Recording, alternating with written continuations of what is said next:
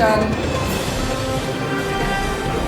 জেলা ইউনিটের পক্ষ থেকে আজকের এই ঈদ পুনর্মিলনী সভার শ্রদ্ধেয় সভাপতি, জাতীয়তাবাদী আইনজীবী ফোরামের সংগ্রামী সভাপতি অ্যাডভোকেট নাজিমুদ্দিন পান্না, উপস্থিত আছেন বরিশাল বারের অন্যতম সদস্য, আজকের সভার বিশেষ অতিথি সাবেক ছাত্রনেতা বরিশাল জেলা বিএনপির সংগ্রামী সদস্য সচিব অ্যাডভোকেট আবুল কালাম শাহীন এখানে উপস্থিত আছেন। পান্না ভাই, এই বাচ্চুমের অনেক বক্তব্য আমি বলতে পারবো না।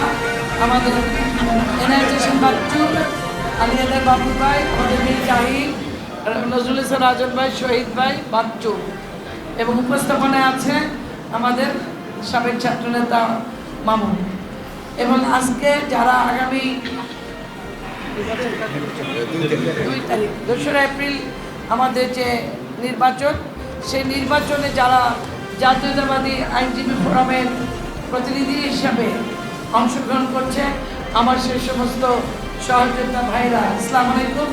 উপস্থিত সম্মানিত আইনজীবীবৃন্দ, আসলে আমার জন্য আজকে একটা খুব গুরুত্বপূর্ণ দিন। আমি আজকে প্রথম প্রশাসকের দায়িত্ব পেয়ে নগর ভবনে আজকে আমি প্রথম অফিস করেছি। আপনাদের সকলের দোয়ায় আল্লাহ রাব্বুল আলামিন আমাকে এরকম একটি চেয়ার দিয়েছে মানুষের জন্য কাজ করার। আসলে আল্লাহর ইচ্ছা কাকে কখন কোন জায়গায় আল্লাহ দায়িত্ব দিবে, এটা মানুষের ক্ষমতার বাইরে, হিসাবের বাইরে, চিন্তার বাইরে। আমি সবসময় একটু মানুষের পাশে থেকে মানুষের জন্য কাজ করার একটা মানসিক চিন্তা সবসময় আমার ভিতরে কাজ করে। ছোটবেলা থেকেই আমি একটু এইভাবেই অভ্যস্ত। আমার নিজের যতটুকু অবস্থান অতটুকু ভিতর থেকেই আমি সবসময় কারো না কারো পাশে থাকার চেষ্টা করি। আমি আল্লাহকে একটা কথাই বারবার বলেছি পুরো রমজান মাসে, যে আল্লাহ তুমি আমাকে আমার জন্য যেটা ভালো, আমার জন্য যেটা সম্মানের, আমি যেটা মানুষের জন্য করতে পারবো, সেরকম একটি চেয়ার তুমি আমাকে দাও, সেরকম একটু দায়িত্ব আমাকে দাও, সেরকম একটু কাজ আমাকে দাও যেটা আমি মানুষের জন্য করতে পারি। হয়তো আমার আল্লাহর কাছে এই দাবি বা তার কাছে এই চাওয়া, আমার প্রার্থনা তিনি কবুল করেছেন, যার জন্য এই চেয়ারটি সম্পূর্ণভাবে মানুষের জন্য কাজ করার একটা চেয়ার। মেম্বার অফ পার্লামেন্ট অনেক বড় একটা জিনিস, অনেক বড় একটা ব্যাপার, অনেক সম্মানের একটা ব্যাপার, কিন্তু প্রশাসক, মেয়র, চেয়ারম্যান, ইউনিয়ন পরিষদ যেভাবেই বলেন মানুষের জন্য কাজ করার জন্য এর কোনো বিকল্প কিছু নাই। খুব কাছের থেকে মানুষের জন্য কাজ করার সুযোগ থাকে।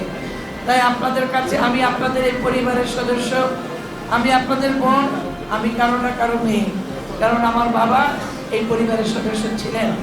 আমি তার হাত ধরে এই বাড়ি এসেছি। তার সময় আমার পাশে যিনি বসে আছেন আবুল কালাম শাহীন, তার বাবাও এইবারের অত্যন্ত স্বনামধন্য একজন আইনজীবী ছিলেন, যিনি আমাকে অত্যন্ত স্নেহ করতেন। কখনো তার কাছে কোনো কাজে গেলে বলতে আমার মাইয়া ইসে, এই ভালোবাসাটুকু আমি করিম সরকার চাচার কাছ থেকে পেয়েছি। যার জন্য এই জায়গাটা আমাদের একটা আবেগের জায়গা, ভালোবাসার জায়গা। আমি যখন আজকে প্রথম অফিস করি, আমি বারবার ঘড়ি দেখছিলাম যে 2টা বাজে কিনা। আমার মনে হচ্ছিল যে এই জায়গাটা আমার আসতে হবে। অনেক আজকে প্রথম দায়িত্ব, যে অনেক কাজ ছিল, আমি ওই মাঝখান থেকে চলে আসছি যে না, আমার বাড়ি যেতে হবে, কারণ এই জায়গাটা আমার অনেক আপন একটি জায়গা। এই জায়গাটার প্রতি আমার অন্যরকম একটি আবেগ, ভালোবাসা। এইখানে কোনো প্রশাসক না, মন্ত্রী না, এমপি না, আমরা একটা পরিবারের সদস্য। এই ভালোবাসাটাই আমার ভিতরে সবসময় কাজ করে। আমাদের জেলার সেক্রেটারি অত্যন্ত চমৎকারভাবে সাংগঠনিক বক্তব্য রেখেছেন, আমি তার প্রতিটি কথা মন দিয়ে শুনেছি। আমরা আসলেই বারের ভিতরে আইনজীবী সমিতিতে আমরা দলকে ধারণ করি না, আমরা দলকে ধারণ করি না। শুনতে খারাপ লাগে। আমি যখন এখানে 19শে জানুয়ারিতে আসলাম, শহীদ রাষ্ট্রপতি জিয়াউর রহমানের জন্মদিনে, আমি এখানে 100 লোক দেখিনি। আমি নিজে 1-2 করে গণলাম যে কতজন লোক আছে, অথচ আপনারা সরকারি কর্মকর্তা আছেন প্রায় 150 কাছাকাছি। এটা খুবই দুঃখজনক। আমরা যার পরিচয়, যেই দলের পরিচয় দিয়ে আমরা সরকারি কর্মকর্তা হই, সেই দলের প্রতিষ্ঠাতার জন্মদিনে আমরা থাকবো না, এই ধরনের আসলে এটা কোনভাবে বলবো আমি জানি না। এই জায়গাটা বিনয়ের সাথে আপনারা লক্ষ্য রাখবেন। আরেকটি কথা বলবো, আজকে যারা এখানে নির্বাচনে অংশগ্রহণ করেছেন এরা সবাই পরীক্ষিত। দুই আবুল, দুই কালাম, দুই আজাদ, দুজনই প্রেসিডেন্ট সেক্রেটারি। আবুল কালাম আজাদ, আবুল কালাম আজাদ দুইজনই পরীক্ষিত। আমাদের ইমন, আমাদের কালাম ভাই এবং যারা নির্বাচনে অংশগ্রহণ করতে চেয়েছেন, আমার অত্যন্ত অত্যন্ত অত্যন্ত প্রিয় মাসুদ। মাসুদ যখন মনোনয়ন সাবমিট করেছে আমার বুকের ভিতরে অনেক কষ্ট লাগছে। আল্লাহ দুইজন কেন হইলো, ইমনও আপন, মাসুদও অনেক কাছে ছোট ভাই। দুইজনই দলের জন্য অনেক কষ্ট করেছে, দুইজনই দলের দুঃসময়ের মাঠের আমাদের লোক বা আমরা কর্মী সহযোগিতা ছোট ভাই। আমি মাসুদকে ফোন দিচ্ছি, মাসুদ ভাই প্লিজ তুমি উদ্যোগ করো, যেহেতু দল মনোনয়ন দিয়েছে, আমার বিশ্বাস তুমি দল ভালোবাসো, দলের দুঃসময়ের কর্মী, তুমি ভাইয়া উদ্যোগ করো। এরপরে যদি তোমার জন্য যা করা লাগে, যেইভাবে করা লাগে, তোমার পাশে আমি থাকবো। আমাকে সরোয়ার ফোন দিচ্ছে কয়েকবার, যিনি অত্যন্ত দলের জন্য চিন্তা করেন, ভাবনা রাখেন, দলের একটা সাংগঠনিক কাঠামোর ভিতরে বার্তা দ্বারা পরিচালিত, এটাও সরোয়ার প্রায় আমাকে ফোন করে বিভিন্ন রকম বলে। ও বলছে যে আপা মাসুদ উঠাবে, ওরও বিশ্বাস ছিল দেখবেন মাসুদ উঠাবে। ঠিকই আমি দেখলাম মাসুদ একটা স্ট্যাটাস দিয়েছে ওর আইডি থেকে যে আমি মানে আপা ব্যালটে তো নাম উঠে গেল। তারপর ও নিজে একটা স্ট্যাটাস দিল যে আমি এটা প্রত্যাহার করলাম। আমি ওর স্ট্যাটাস থেকে আমার আইডি থেকে আমি শেয়ার করলাম, শেয়ার করে আমি ওকে ধন্যবাদ দিলাম, কৃতজ্ঞতা প্রকাশ করলাম। দলের প্রতি ওর আনুগত্য, অবশ্যই সে পুরস্কার পাবে। এগুলো আমাদের মনে রাখতে হবে। দুঃসময় যখন পড়ি তখন সবাই মানে মাসুদের মধ্যে ভালো লোক নাই, আগামীতে যখন মনোনয়ন হবে আবার দেখা যাবে সেই জায়গাটায় আমরা আবার একটা অন্যরকম চিন্তা করি। এগুলো আমাদের মনে রেখে যারা দুঃসময় এবং দলের সাথে যারা বিভিন্ন রকম দায়িত্ব সিদ্ধান্তগুলো দলের পক্ষে নেয়, তাদের ব্যাপারে অন্যরকম আমাদের চিন্তা ভাবনা থাকা উচিত এবং করা উচিত। তা নাহলে দলের প্রতি বা নেতৃত্বের প্রতি বা সংগঠনের প্রতি শ্রদ্ধা থাকে না। আপনারা যারা নেতৃত্বে আছেন, আমরা কিন্তু এখানে হাত দেই না। সাংগঠনিক সম্পাদক একটা বড় পদ, জানেন, কখনো কোনোদিন এক সেকেন্ডের জন্য আইনজীবী সমিতির কোনো জায়গায়, ফোরামের কোনো জায়গায় এক সেকেন্ডের জন্য হস্তক্ষেপ করি নাই।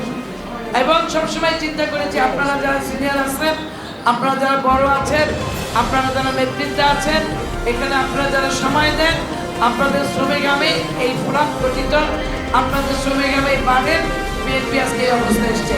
সেই জন্য সবসময় আপনাদেরকে গুরুত্ব দিই, আমরা সবসময় আপনাদের সিদ্ধান্তকে আমরা মেনে নিই। কিন্তু তারপরে প্রশ্ন থাকে, বিভিন্ন সময় আমরা প্যানেলের বিরুদ্ধে কথা বলতে দেখি, বিভিন্ন সময় ব্যক্তিগত আক্রোশে অনেকে প্যানেলের বাইরে যে কথা বলেন, এই জায়গাটায় আমরা ভয় পাই, এই জায়গাটায় আমরা কষ্ট পাই, এই জায়গাটায় আমরা আতঙ্কিত হই। দেখা যায় নিজের লোকের বাইরে অন্য লোককে আপনাদের পছন্দ হয়ে যায়, কিন্তু ওরা কখনোই আমাদের লোক না, কখনোই আমাদের ছিল না। আপনাদের বন্ধুরূপে শত্রু ছিল, কিন্তু আপনারা ভেবেছেন তারা আপনাদের বন্ধু। বিভিন্ন সময় প্যানেলে আমরা অনেক আমাদের নিজেদের ভাই বন্ধুদেরকে আমরা পরাজিত হতে দেখেছি, আর সেই বন্ধুরূপে শত্রুদেরকে আমরা জয়লাভ করিয়েছি। এই জায়গাটা থেকে বুকে হাত দিয়ে আল্লাহর কসম রেখে বলছি, জাতীয়তাবাদী দলের যারা আছেন, কোনো ধরনের এই সমস্ত অসৎ এই ধরনের স্বৈরাচারের সাথে কোনো চিন্তা করে আপনারা আগামীতে রাজনীতি করার চিন্তা করবেন না। যেখানে পরের ভালো হবে, যেখানে আইনজীবীদের ভবিষ্যৎ আছে, যেখানে আমাদের জাতীয়তাবাদী দলের, জাতীয়তাবাদী পরিবারের ঐক্যবদ্ধ শক্তি, সেটাকে কাজে লাগিয়ে আমরা এখানে কাজ করতে চাই। আর যারা আমাদের এখানে আমাদের অনেক ভাইয়েরা বললো মেয়েদের জন্য তারা কিছু কাজ করবে, বিভিন্ন অঙ্গীকার থাকে নির্বাচনে, অবশ্যই আপনারা সেগুলো দেখবেন। এখানে নারী আমাদের অনেক বোনেরা আছে, কিন্তু প্যানেলে শুধু একজন, তা আমার সদস্য, বুঝছেন? এটা একটু কষ্ট লাগে যে কেন আমাদের বোনদেরকে আরেকটু গুরুত্ব দিয়ে, আরেকটু ভালো জায়গায় দিয়ে, তাদের যোগ্যতা, তাদের মেধা, সেটাকেও আপনারা গুরুত্ব দিবেন। আমরা সবাই একত্রে আগামী দিনে 2 তারিখ, আমি আমার 28 বছর, আমার এই বার কাউন্সিলের সনদের বয়স 27 বছর শেষ। আমি একদিনের জন্য কোনোদিন একদিনের জন্য ভোট বন্ধ করি নাই। এই 27 বছর আমি প্রতিটা ভোটে এসেছি। কোনোদিন কেউ বলতে পারবেন না যে আপনি ভোট দিতে আসেন নাই। আমরা এসেছি, কিন্তু আমরা অনেক সময় অনেক কষ্ট দেখেছি, অনেক অসম্মান দেখেছি। এই জিনিসগুলো আমরা ভুলে যাব। আমরা ঐক্যবদ্ধভাবে 2 তারিখে আমাদের যে ভোট, এই ভোটে আপনারা অনেকেই ভোট দেন না, অনেকে আসেন না, ঢাকা থাকে, আসতে চায় না, অনেকে আগ্রহ হারিয়ে ফেলে, শুধু আমাদের নিজেদের মধ্যে অনৈক্যের কারণে। আমাদের নিজেদের মধ্যে ঐক্যটা আরেকটু সূর্য হতে হবে, আমাদের মধ্যে সবার ভিতরে ও, যাক ঈদ পরের বলে খাবার একটু পরে খাই, হ্যাঁ যেহেতু একটা ব্যবস্থা আছে আমরা একটু পরে খাবো। যাই হোক, আমরা 2 তারিখে সবাই মিলে ঐক্যবদ্ধভাবে আমাদের প্যানেলের পক্ষে কাজ করবো। 3 তারিখে আমরা একটা বিজয় মিছিল করবো।